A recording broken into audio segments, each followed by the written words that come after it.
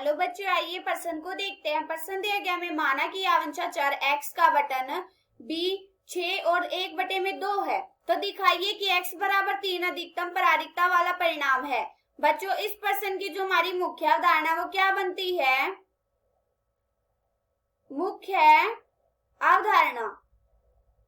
Bernoulli परीक्षण क्या होता है बच्चों? बर्नौली परीक्षण का हम सूत्र जानते हैं, उसमें होता है p x बराबर r बराबर NCR p की घात r गुणा में q की घात n माइनस में r। इसमें हमारा p क्या होता है? p होता है हमारा सफल परीक्षण और q होता है हमारा असफल परीक्षण और n होता है हमने कितनी बार परीक्षण किया। अब ये देखो बच्चों, हमें क्या दे रखा है प्रश्न में? हमें बोला है कि b 6 और 1/2, ये हमें क्या दिखा रहा है? ये हमें दिखा रहा है बर्नौली परीक्षण। कैसे? क्योंकि जो हमारा बी होता है ना, ये बर्नौली परीक्षण मतलब बर्नौली टेस्ट को दिखाता है। अब ये देखो, इसमें जो हमारा 6 होता है ना, मतलब ये पहले वाली संख्या होती है, ये होती है हमारी n, और ये जो दूसरी वाली होती है ये होता है हमारा p, मतलब सफलता परीक्षण, सफलता की प्रायिकता। हम Q भी निकाल सकते हैं, असफल परीक्षण निकाल सकते हैं। हम कैसे निकालेंगे? जब हम Q को निकालेंगे, असफलता को, असफलता की प्रायिकता, तो कैसे आएगी? 1 माइनस में P, यहां से कितना आ जाएगा? यहां से आ जाएगा 1 माइनस में P का मान कितना? 1/2। कितना आ गया? 1/2। Q का मान भी आ गया। अब ये देखो, यहाँ पे हमारा n बराबर कितना है? n बराबर है 6, तो r बराबर क्या आएगा? r बराबर होएगा हमारा 0 से n तक, मतलब हमारी क्या क्या संख्याएं आएंगी? r बराबर आएगा 0b, 1b, 2b, 3b, 4b और 5b और 6b। अब हम क्या करेंगे? बर्नौली परीक्षण से इसको हल करेंगे। बर्नौली परीक्षण का हम सूत्र जानते हैं, हमें p का मान भी पता है, q का भी पता है, n का भी पता है, r के बहुत सारे मान है। हम क्या करेंगे? एक एक करके सबको हल कर देंगे। पहले हम r का मान 0 रखेंगे, फिर 1 रखेंगे, 2 रखेंगे, 3 रखेंगे, 4, मतलब ऐसे 6 तक रखेंगे। सबसे पहले हम क्या करेंगे? r का मान 0 रखेंगे, x बराबर 0, तो यहाँ से कितना आ जाए? यहाँ से आ जाएगा 6 से 0, फिर 1/2 और इस पूरे की घात 0, क्योंकि हम जानते हैं कि क्या होता है? p की घात r और r का मान यहाँ पे क्या है? 0 है। फिर गुणा में q की घात, q कितना है? 1/2 और इस पूरे की घात n माइनस में r, मतलब 6 माइनस में 0, कितना आ गया? यहाँ से आ गया 1 गुणा में x की घात 0। हम जानते हैं किसके बराबर होता है? अगर किसी की घात होती है, जैसे x की घात 0 होती है, तो किसके बराबर होता है? 1 के बराबर होता है। यहाँ पे क्या है? 1/2, इसकी घात क्या हमारी 0 है, तो ये बराबर क्या आएगा? 1 के बराबर होगा। यहाँ से कितना आ जाएगा? यहाँ से आ जाएगा 1 गुणा में 1, फिर गुणा में यहाँ पे कितना आ जाएगा? 1/6 और इस पूरे की घात 6। यहाँ से कितना आ गया? यहाँ से आ गया 1/2 और इस पूरे की घात 6। हमारा x बराबर 0 निकल गया। अब हम क्या करेंगे? x बराबर 1 निकालेंगे, मतलब हमारा r का मान अब कितना है? 1 है, तो यहाँ से कितना आ जाएगा? यहाँ से आ जाएगा 6 से 1, फिर 1/2 और इस पूरे की घात 1 गुणा में 1/2 और इस पूरे की घात 6 माइनस में 1। यहाँ से कितना आ गया? यहाँ से आ गया 6 गुणा में 1/2 गुणा में 1/2 और इस पूरे की घात 5। यहाँ से हल करके कितना आ गया? यहाँ से आ गया 6 गुणा में 1/2 और इस पूरे की घात 6।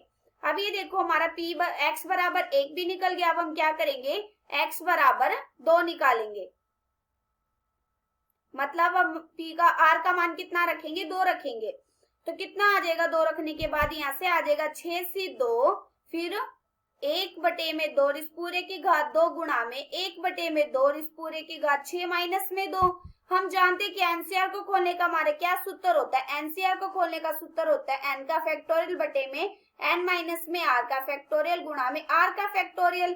यहाँ से कितना आ गया? जब हम इसको खोलेंगे, यहाँ से आ जाएगा 6 का फैक्टोरियल बटे में नीचे कितना आ जाएगा? नीचे आ जाएगा 4 का फैक्टोरियल गुणा में 2 का फैक्टोरियल, फिर 1/2 और इस पूरे की घात 2 गुणा में 1/2 और इस पूरे की घात 4। यहाँ से कितना आ गया? हल करने के बाद हम जानते हैं कि n के फैक्टोरियल को खोलने का हमारा क्या सूत्र होता है? n का फैक्टोरियल बराबर होता है n गुणा में फिर n माइनस में 1, फिर गुणा में n माइनस में 2 और ऐसे चलता जाता है 3 गुणा में 2 गुणा में 1 तक। यहाँ पे कितना आ जाएगा खोलने के बाद, यहाँ से आ जाएगा 6 गुणा में 5 गुणा में 4 का फैक्टोरियल बटे में 4 का फैक्टोरियल गुणा में 2 गुणा में 1। फिर कितना था हमारा, इसके बाद था 1 बटे में 2 इस पूरे की घात 2 गुणा में 1 बटे में 2 इस पूरे की घात 4। यहाँ से कितना आ गया, ये देखो 4 के फैक्टोरियल से 4 का फैक्टोरियल कट जाएगा और ये 2 से कट जाएगा, 2 तिया 6, 5 तिया 15 और यहाँ पे 1 बटे में 2 और इस पूरे की घात 6। हमें क्या ज्ञात हो गया, x बराबर 2 ज्ञात हो गया। अब हम क्या करेंगे, x बराबर 3 निकालेंगे। मतलब हमारा r का मान कितना है, 3 है। तो यहाँ से कितना आ जाएगा, यहाँ से आ जाएगा 6c 3, फिर 1 बटे में 2 इस पूरे की घात 3 गुणा में 1 बटे में 2 इस पूरे की घात 6 माइनस में 3। यहाँ से आ जाएगा इसको खोलने के बाद 6 गुणा में फिर 5 गुणा में, इसके बाद कितना आ जाएगा हमारा 4 गुणा में 3 का फैक्टोरियल बटे में 3 का फैक्टोरियल गुणा में 3 का फैक्टोरियल।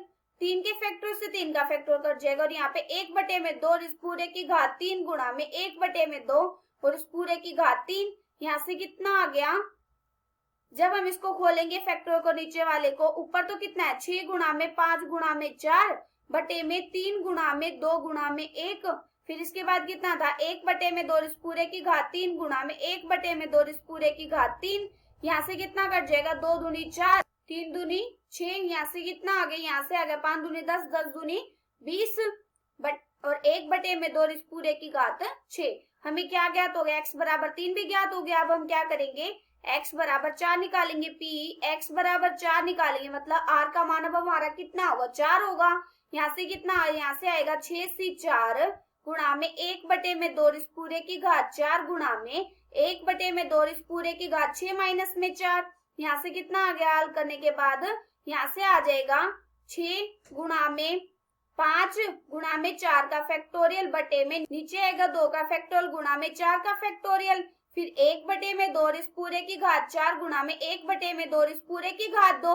अभी देखो 4 के फैक्टोरियल से 4 का फैक्टोरियल कट गया और यहाँ पे 2 गुणा में 1 आ जाएगा। जब हम इसको 2 के फैक्टोरियल को खोलेंगे तो यहाँ पे कितना आ जाएगा, 2 गुणा में 1। अभी देखो 2 तिया 6, यहाँ से कितना आ गया, यहाँ से आ गया 15 गुणा में 1 बटे में 2 इस पूरे की घात 4 गुणा में 1 बटे में 2 इस पूरे की घात 2। यहाँ से कितना आ गया, यहाँ से आ गया 15 गुणा में 1 बटे में 2 इस पूरे की घात 6। हमें x बराबर 4 भी ज्ञात हो गया। अब हम क्या करेंगे, x बराबर 5 निकालेंगे। मतलब अब हमारा r का मान कितना होगा, 5 होगा। तो यहाँ से कितना आ जाएगा, यहाँ से आ जाएगा 6c 5 गुणा में 1 बटे में 2 और इस पूरे की घात 5 गुणा में 1 बटे में 2 और इस पूरे की घात 6 माइनस में 5। हम इसका सूत्र जानते हैं खोलने का। तो यहाँ से कितना आ जाएगा, खोलने के बाद यहाँ से आ जाएगा 6 गुणा में 5 का फैक्टोरियल बटे में 5 का फैक्टोरियल गुणा में 1 का फैक्टोरियल। 5 के फैक्टोरियल से 5 का फैक्टोरियल कट जाएगा और यहाँ पे 1 बटे में 2 और इस पूरे की घात 5 गुणा में 1 बटे में 2 और इस पूरे की घात 1। यहाँ से कितना आ गया, यहाँ से आ गया 6 गुणा में 1 बटे में 2 और इस पूरे की घात 6। हमें x बराबर 5 ज्ञात हो गया। अब हम क्या करेंगे, x बराबर 6 निकालेंगे। तो यहाँ से कितना आ जाएगा, यहाँ से आ जाएगा 6c 6 गुणा में 1 बटे में 2 और इस पूरे की घात 6, फिर गुणा में 1 बटे में 2 और इस पूरे की घात 6 माइनस में 6। यहाँ से आ गया 1 गुणा में 1 बटे में 2 और इस पूरे की घात 6 गुणा में 1। यहाँ से कितना आ गया, क्योंकि हम जानते हैं कि x की घात 0 बराबर क्या होता है 1 के, और ये 0 बन जाएगा 6 माइनस 6। यहाँ से कितना आ गया, यहाँ से आ गया 1 गुणा में 1 बटे में 2 और इस पूरे की घात 6। हमें क्या निकालना था, हमें ये देखना है कि इनमें से कौन सा परिणाम हमारा सबसे बड़ा है, मतलब कौन सी प्रायिकता हमारी सबसे बड़ी आएगी। अब ये देखो 1 बटे में, जो हमारा 1 बटे में 2 और इस पूरे की घात 6 है ना, ये तो सब में है, ये तो हमारा सब में आएगा 1 बटे में 2। हमें तो सिर्फ अब यही देखना है कि हमारी कौन सी संख्या इसमें बड़ी है। अब ये देखो यहाँ पे तो हमारी 5 वाले में कितनी है, 6 वाले में तो हमारी 1 है गुणा में, और यहाँ पे कितनी है 6 है, और इसके बाद 15 है, और इसके बाद कितनी हमारी 20 है, और इसके बाद कितनी है हमारी, इससे पहले वाली थी 15 और इससे पहले वाली थी हमारी 6। लेकिन इन सब में हमारी कौन सी बड़ी है, 20 बड़ी है ना, और वो हमारी क्या है, px बराबर 3 है। P, तो हमारा उपयोग से स्पष्ट है कि जो हमारा Px बराबर 3 है वो अधिकतम प्रायिकता वाला परिणाम है, मतलब उपयुक्त से स्पष्ट है कि Px बराबर 3 अधिकतम प्रायिकता वाला परिणाम